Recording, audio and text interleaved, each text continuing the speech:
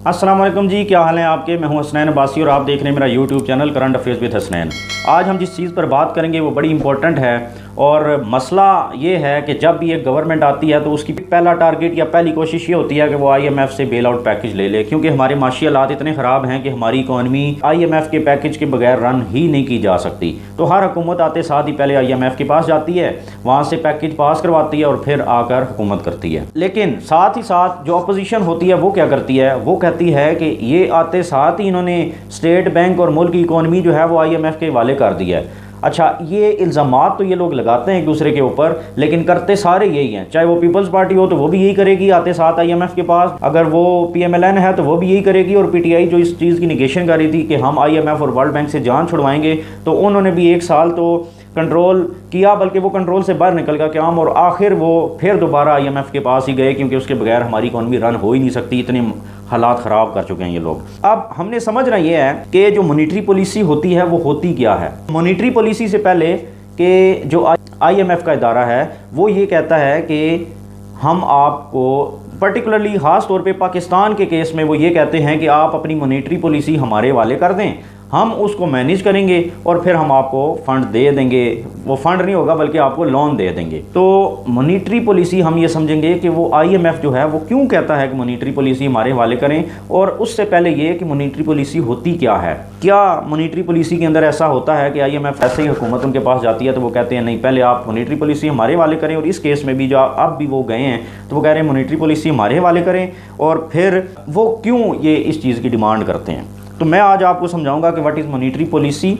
तो monetary policy के अंदर बेसिकली कुछ 4-5 चीज़ें होती हैं जो स्टेट बैंक बेसिकली इसको कंट्रोल कर रहा होता है। मॉनेटरी पॉलिसी बनाता वो है हमारा जो पाकिस्तान का स्टेट बैंक है, और इसके अंदर जो 4-5 चीज़ें हैं वो क्या क्या हैं। पहला, नंबर 1, इंटरेस्ट रेट। सूद का जो रेट है, सूद की जो रेशो है वो कितनी होनी चाहिए मुल्क के अंदर। अब सूद कहाँ पर हमारे स्टेट बैंक या कमर्शियल बैंक्स लेते देते हैं कि एक बंदा जो बैंक से पैसे ले रहा है वो कितने % के ऊपर वो पैसे ले रहा है, या किसी ने बैंक में जमा कराए हुए हैं तो उसको रिटर्न कितने पैसे मिलेंगे 1 लाख रुपए के पीछे।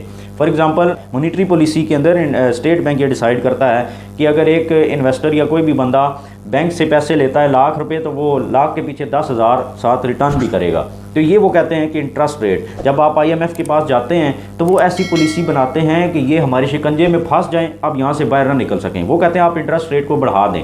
जब आप इंटरेस्ट रेट को बढ़ाते हैं तो होता ये है कि कोई इन्वेस्टर फिर बैंक से पैसे नहीं निकलवाता, क्योंकि वो इंटरेस्ट रेट सूद उसके ऊपर बढ़ा देते हैं। तो जब 10% अगर सूद हो तो एक बंदा कौन सा ऐसा काम करेगा जो लाख रुपए के साथ 10,000 बैंक को भी दे, फिर लाख रुपया भी रिटर्न करे और खुद भी अपनी जेब में भी डाले, अपना निज़ाम भी चलाए।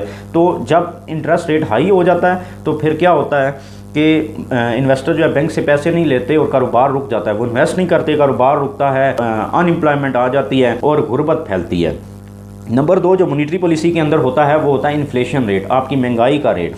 महंगाई ज़्यादा होती है और वो कहते हैं कि आप इसको हाई करें। महंगाई ज़्यादा होगी तो ज़ाहिर गुर्बत आएगी। तीसरी चीज़ जो है वो होती है प्रिंटिंग ऑफ रुपी, कि पाकिस्तान के अंदर जो नया नोट छापे जाते हैं वो स्टेट बैंक करता है। तो स्टेट बैंक कितने नोट छापेगा, कितने नहीं छापेगा, या उसकी क्या लिमिट होगी और वो कब छापेगा, ये स्टेट बैंक खुद डिसाइड करता है। लेकिन जब IMF के पास पाकिस्तान जाता है तो वो कहता है आप हमारी मर्ज़ी के मुताबिक चलेंगे और जितने नोट हम कहेंगे आप उतने छापेंगे, जितने हम अलाउ करेंगे आप उतने जारी करेंगे। तो ये तीसरी चीज़ है। Number 1 interest rate, number 2 inflation rate, महंगाई, और तीसरा प्रिंटिंग ऑफ रुपी। चौथा है मेंटेनेंस ऑफ फॉरेन रिजर्व्स, कि जो फॉरेन रिजर्व्स हैं, चाहे वो डॉलर है चाहे वो सोना है, तो वो मेंटेन करना, कितने आपने ओपन मार्केट के अंदर फेंकने हैं जो लोगों को चाहिए, जो कि कारोबार कर रहे हैं, बायर पेमेंट्स उन्होंने करनी है, और कितने आपने अपने रिजर्व्स के अंदर रखने हैं, ये भी स्टेट बैंक का काम है। जब IMF के पास ये लोग जाते हैं तो वो कहते हैं ये भी आप हमारी मर्ज़ी के मुताबिक करेंगे कि आपने रिजर्व्स कितने रखने हैं, कितने किधर खर्च करने हैं, कितने किसको रिटर्न करने हैं, ये सारी मर्ज़ी हमारी चलेगी। फिर 5वीं चीज़ जो है that is pricing of rupee. ये बड़ी ख़तरनाक चीज़ है। ये होता है कि वो कहते हैं कि आप अपने रुपये को फ्री फ्लोट पे छोड़ दें। फ्री फ्लोट का क्या मतलब है कि आप आर्टिफिशियली मैनेज नहीं करेंगे। जो कहा जाता था कि सागदार जो है वो आर्टिफिशियली मैनेज करते हैं, और आपको पता है कि कब रुपया सस्ता महंगा होता है, जब डॉलर की डिमांड पाकिस्तान में बढ़ जाती है और डॉलर मिलता नहीं है तो डॉलर महंगा होता जाता है और रुपया सस्ता। और जब डॉलर बहुत ज़्यादा पड़ा होता है मार्केट के अंदर और उसकी इतनी डिमांड नहीं होती है, जितनी डिमांड है उतनी सप्लाई भी है, तो फिर रुपये की कदर जो है उसमें बेहतरी आती है, क्योंकि डॉलर की सप्लाई चेन जो है वो नॉर्मल होती है। तो वो लोग ये कहते हैं कि आप इसको कंट्रोल आर्टिफिशली नहीं करेंगे, इसकी जो नेचुरल वैल्यू है ये वहाँ पर रहेगा। तो अब जब नेचुरल वैल्यू आप दी ना, आपने उनके हवाले की अपनी मॉनेटरी पॉलिसी, तो उन्होंने कहा आप इसको फ्री फ्लोट पे छोड़े ना।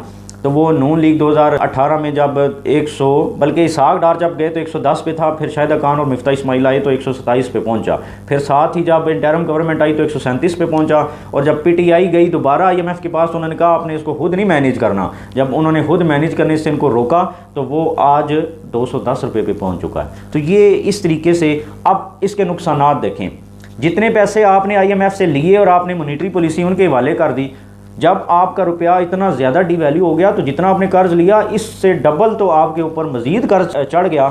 आपने कुछ किया ही नहीं, वो कर्ज लिया ही नहीं, आपका रुपया नीचे गिर गया तो वो वैसे ही आपके ऊपर इतना ज़्यादा कर्ज चढ़ गया, और ऊपर से ये जो आपने लिए हैं ये भी वापस करने और इनके ऊपर जो सूद है वो भी वापस करना है। तो ये चीज़ होती है कि मॉनेटरी पॉलिसी IMF क्यों कहता है, क्यों? क्योंकि वो इस मॉनेटरी पॉलिसी को ही कंट्रोल करके उस मुल्क को अपने ऐसे चुंगल में फंसाता है कि वो वापस नहीं निकल सकता। मैंने आपको बताया था कि 1958 के अंदर पाकिस्तान पहली दफ़ा IMF के पास $2.50 करोड़ लेने गया था, और आज तक हम IMF से अपनी जान नहीं छुड़वा सके इन वजूहात की वजह से कि वो ऐसी कंडीशंस लगाता है कि जिससे मुल्क फिर वहाँ से बाहर नहीं निकल सकता, बल्कि बार बार उसी के ऊपर डिपेंडेंट होकर रह जाता है। और ये वक्त आने वाला है कि पाकिस्तान, अल्लाह ना करे कि हम डिफ़ॉल्ट हो जाएं और हमारे जो एटमी असासे हैं वो लोग कहें कि ये आप हमारे वाले कर दें। तो इस तरीके से वो मॉनेटरी पॉलिसी के ज़रिए पाकिस्तान को और बाकी ममालिक को कंट्रोल करते हैं। ये थी आज की वीडियो, आई होप आपको पसंद आएगी। मेरे चैनल को लाइक, सब्सक्राइब एंड शेयर भी ज़रूर कर दें और कमेंट सेक्शन में फीडबैक भी दें। Thank you very much. अल्लाह हाफिज़।